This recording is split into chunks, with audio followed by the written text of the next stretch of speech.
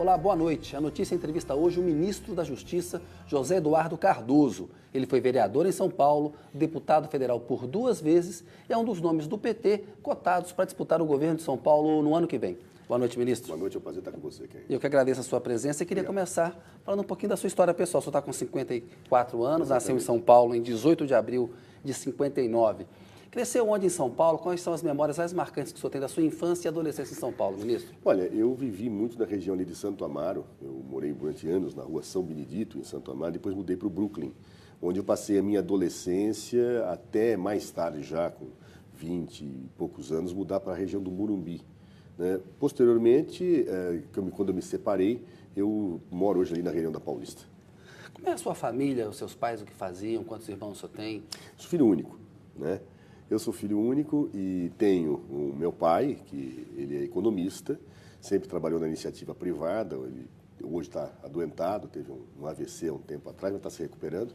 Minha mãe tinha uma loja de roupa de criança, né, que, aliás, sempre me ajudou muito quando eu disputava a eleição, viu, Kendi? Porque as freguesas dela sempre faziam campanha para mim, ali na região do Brooklyn. E a minha mãe mora com uma tia, portanto, uma família muito pequenininha, mas muito unida. E por que o senhor escolheu direito? O que levou o senhor a optar por essa carreira? Sabe que eu tinha uma dúvida, viu, Ken? Eu tinha uma dúvida, assim, entre fazer psicologia, veja só, e direito, né? E quando eu estava indo para a faculdade, eu estava muito tentado a fazer psicologia. Mas naquele decide para lá, decide para cá, eu tinha um professor de psicologia que eu adorava, né? Eu acabei, não, vou fazer direito, né? Sempre gostei de lidar com as questões da justiça, sempre gostei de polêmica, sempre gostei de debater e acabei escolhendo direito, adorei o curso, é uma coisa que eu adoro estudar direito, escrever, dar aula. Estudou um pouquinho de psicologia também, porque deve ajudar bastante para o ministro da Justiça. Olha, ajuda muito, até para você se entender também em alguns momentos, né? Mas o direito me realizou muito, eu sou um estudioso do direito, eu gosto de estudar direito. Eu sou professor, na verdade, a política ela é episódica na vida da gente. No fundo, eu sou professor. E aí, por que entrou na política, seguiu o caminho no PT? Sabe, eu tinha uma situação curiosa. Eu vivia o final, na minha adolescência, o final da ditadura militar, né? E entrei na PUC, em 1977, na Faculdade de Direito. E nós vivíamos aqueles momentos difíceis ainda do final da ditadura militar. Pacote de Abril do Geisel, né? Exatamente. Ainda eram... Era uma situação, haviam as passeatas estudantis. E eu tinha muito medo, assim, medo de ter uma participação política, medo de ser preso, né? Meus pais sempre recomendavam, cuidado, meu filho não vai se meter em encrenca. Já tinha uma formação, uma tendência a ser de esquerda, né? Até que, em 1977, a PUC foi invadida pelas forças militares. Na época, o secretário de Segurança Pública, Erasmo Dias, comandou aquela invasão. E aquilo mexeu demais comigo, né? Eu achei que eu tinha que tomar uma atitude. Não era possível que a covardia e o medo me afastassem de um processo que eu achava necessário quando eu vi colegas apanhando, professores apanhando. Então, aí eu comecei na política. Um ano depois, virei presidente do Centro Acadêmico, 22 de agosto, da PUC, e aí minha vida continuou. Sempre com o pé em cada canoa, na vida acadêmica, né, na área do direito e na área da política. Sei que o Ministério da Justiça deve tomar muito tempo do senhor, mas numa hora vaga, assim, o senhor tem um hobby? O que o senhor gosta de fazer quando pode descansar? Tocar piano. Eu não sou um bom pianista, quero te falar francamente. Tenho 11 anos de piano num conservatório. E quando ninguém está ouvindo, para não perturbar os ouvidos de ninguém, eu gosto de sentar no piano e ficar brincando um pouquinho. Música clássica? Música clássica, música popular. Desde que ninguém ouça, está muito bom, porque não perturba ninguém. E torce para algum time de futebol? São Paulo Futebol Clube. Cuida da saúde, faz algum tipo de dieta, consegue fazer exercício com essa rotina? Olha, estou até com uma pulseirinha aqui, Kennedy, que mede os pontos, porque eu estou tentando perder peso. Eu engordei demais, né? Eu estava 14 quilos acima do meu peso. Estou tentando perder, já perdi 3. Quando posso, faço exercício de manhã, estou tentando me cuidar, mas com essa vida maluca que a gente vive é difícil. Pois é, o Ministério da Justiça ele é mais ou menos um pronto-socorro dos ministérios, né? Porque você tem da questão indígena, a indicação de um ministro do Supremo. Da toga-tanga, como dizia o Nelson Jobim, né? Da toga-tanga. Lida com vários aspectos da vida da sociedade. Eu pergunto para o senhor, agora entrando num assunto que foi polêmica nessa semana, que na questão indígena, né? Na última quinta-feira, a Folha de São Paulo, num editorial intitulado Omissões Ancestrais, né, ele criticou o governo, disse que o governo demorou para agir nessa crise indígena lá no Mato Grosso do Sul, que houve uma descoordenação entre o Ministério da Justiça, a Casa Civil, em determinado momento, a ministra Gleisi Hoffmann questionou o processo de demarcação da FUNAI. Eu pergunto para o senhor, a ministra errou ao questionar a FUNAI? Não, em hipótese nenhuma. Na verdade, há uma avaliação comum minha, da Gleice e de outros setores do governo, que a questão da demarcação de terra indígena ela precisa ser aperfeiçoada. Eu não falo aqui como tem se especulado em retirar o protagonismo da FUNAI, não. A FUNAI tem um papel muito importante, um papel que ensejou a sua criação e que ela vem desempenhando através dos tempos. Né? Acho, inclusive, que a FUNAI tem que ser fortalecida. A sua estrutura ainda está muito aquém daquilo que é necessário.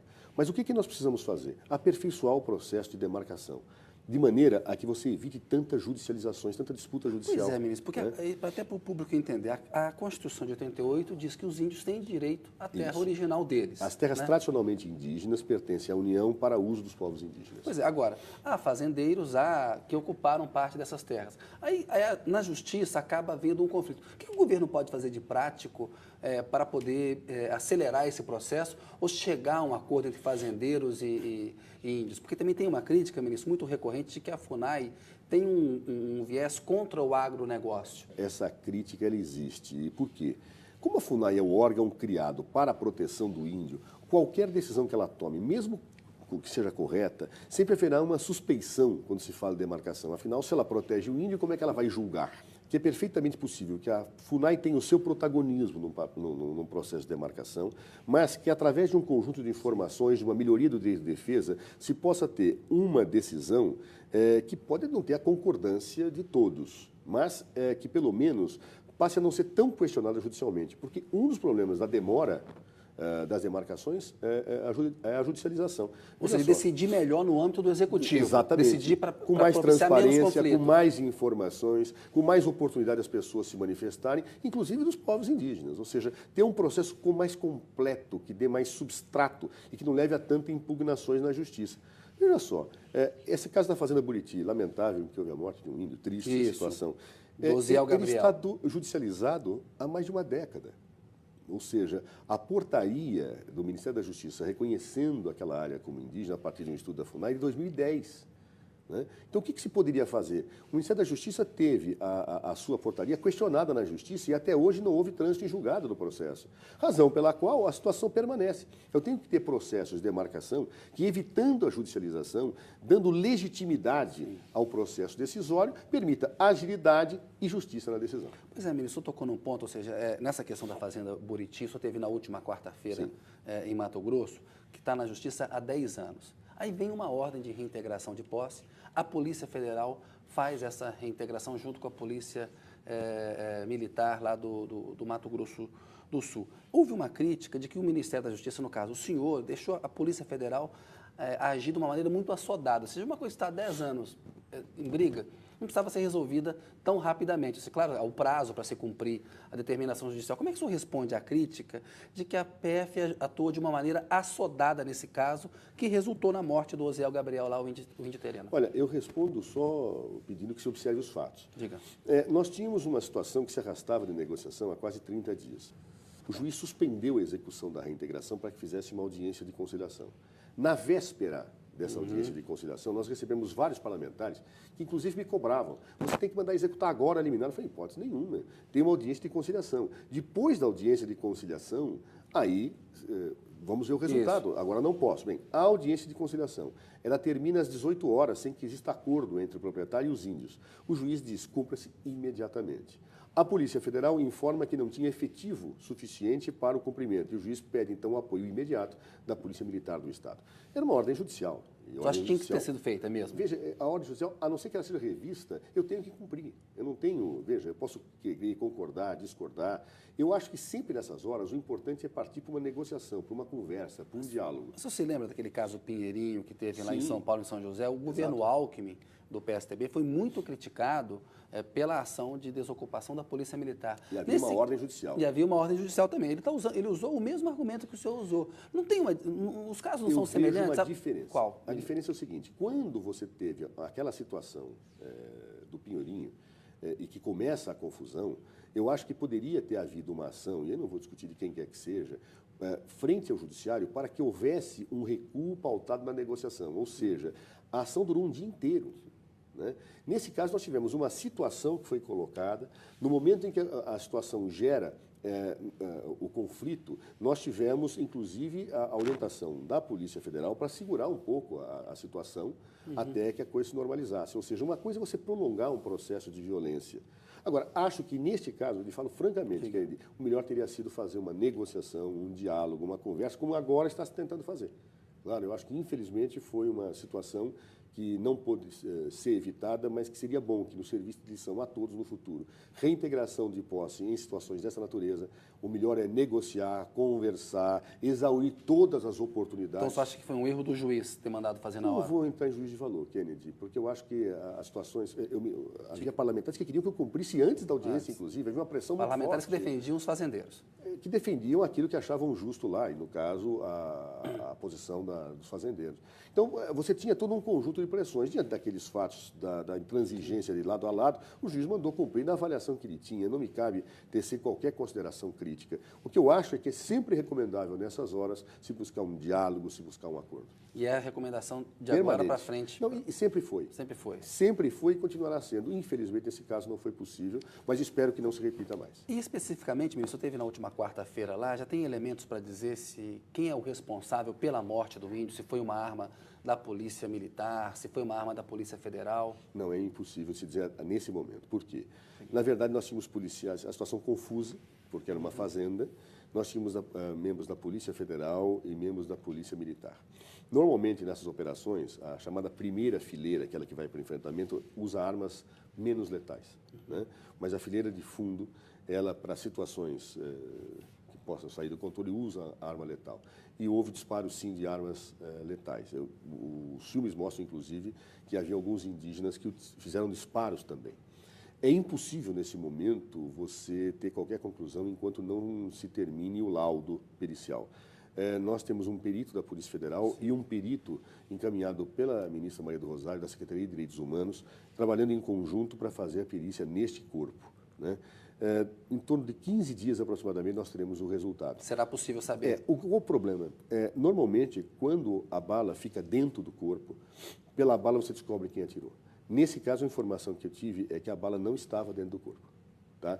Então, isso sempre dificulta mais a perícia. Mas você tem que ver o orifício, verificar as situações, e a partir daí você vai cercando o universo de investigação para concluir quem foi que fez o disparo. Tá. Mas para não ficar só nesse episódio do Mato Grosso do Sul, a obra de Belo Monte, que é uma hidrelétrica importante que está sendo feita na Amazônia, ela tem sido frequentemente alvo de protesto dos índios. Eu pergunto para o senhor, há entidades ambientais que questionam muito essa decisão do governo Dilma. O senhor, como um representante importante do governo Dilma, foi um dos coordenadores da campanha dela em 2010, trata com muita frequência com a presidente. O governo não errou ao priorizar uma obra com esse enorme impacto ambiental e social, sem amarrar melhor politicamente com os índios e com as entidades ambientais? Não, eu não veja, o governo, primeiro que essa obra é necessária para o Brasil. O Brasil precisa de energia. Segundo, todos os cuidados ambientais estão sendo tomados. Nós temos muito cuidado também nessa relação com os povos indígenas. Eu sei que há muita insatisfação de alguns segmentos que não querem a usina. E claro, isso é da vida democrática, né? Agora, todos os cuidados que podiam ser tomados foram tomados. O governo fez projetos, fez intervenções, faz intervenções, justamente para que nós não tenhamos dano ao meio ambiente, para que os direitos dos povos indígenas sejam respeitados. Então, portanto, nesse ponto, eu não acho que houve erro, não. É uma dificuldade, nem tudo consegue ter confluência de opiniões, né? Mas que o Brasil precisa de usinas, que o Brasil acertou ao fazer Belo Monte e outras usinas projetadas, como vai fazer, acertou, e todos os cuidados necessários estão sendo tomados. Foram e estão sendo tomados. O governo Dilma é muito criticado, né, por um suposto retrocesso ambiental em relação ao governo Lula e ao governo Fernando Henrique. Haveria aí um centralismo decisório aqui em Brasília. A Marina Silva, que hoje está na oposição, foi do PT, faz esse tipo de crítica. As entidades ambientais também fazem. Diante de tantos conflitos assim, ministro, não parece que é uma crítica procedente? Claro que é importante fazer essas usinas no Brasil, é importante o país ter energia, mas tão questionadas como elas são, não demonstra aí que faltou um pouquinho mais de cuidado político nisso? Não. Eu acho que há certas pessoas que nunca vão ter consenso. Tem pessoas que não acham que deve ser feita a usina lá. E é legítimo que pense assim, vamos respeitar. Agora, eu acho que é uma visão que tem um viés equivocado. Sim. Na verdade, a usina é necessária. Se você fizer todos os estudos e todas as intervenções necessárias para a proteção do meio ambiente, por que não fazê-la? É isso que nós estamos fazendo, tentando combinar as coisas, o desenvolvimento com respeito ao meio ambiente. Tem rumores aí, ministro, que dão conta de que o consórcio que constrói Belo Monte, que é um aditivo de 1 bilhão na obra que já está prevista para custar 14 bilhões por conta desses atrasos. Não parece para o senhor uma coisa abusiva da parte das empresas pedir um aditivo de 1 bilhão por conta dessas paralisações? Olha, felizmente, não cabe ao Ministério da Justiça estudar essa situação de equilíbrio econômico e financeiro. Essa é para o Lobão. Graças a Deus. É um dos poucos problemas que não cai lá para mim. Então, eu não vou te falar, nem sei dessa situação. O que eu posso te afirmar é que a orientação da presidenta Dilma nessa questão ela é rigorosíssima. Ela quer o máximo de cuidado nas situações de reequilíbrio contratual, que não se gaste indevidamente um níquel sequer do patrimônio público. E honra seja feita à presidenta Dilma. Ela tem uma orientação muito clara e muito firme nesse ponto. Ela não admite que o dinheiro público seja mal gasto. Mudar um pouco de assunto, passar para a questão da maioridade penal, a redução. Hoje a maioridade penal no Brasil ela é de 18 anos, há propostas no Congresso que entendem que ela deva ser reduzida para 16 anos. O ministro da Justiça, o senhor já disse que é cláusula pétrea da Constituição. Eu queria entender, o senhor que é um advogado, tem conhecimento jurídico, qual que é o seu argumento para dizer que se trata de uma cláusula pétrea? Por que a gente tem que considerá-la isso e o que impediria de uma proposta de emenda constitucional de fazer essa modificação? Veja, a Constituição de 1988, ela tem a figura que nós, do mundo jurídico, chamamos de cláusulas pétreas. O que são cláusulas pétreas? São regras da Constituição que não podem ser alteradas nem mesmo por emendas constitucionais. Somente se nós rasgarmos a Constituição e fizermos uma outra, aquilo pode ser alterado, né? A Constituição Federal, quando definiu as cláusulas pétreas, ela colocou vários pontos dela como intocáveis. A separação de poderes, o pacto federativo, vários. E um dos pontos são os direitos e garantias individuais estabelecidos na Constituição.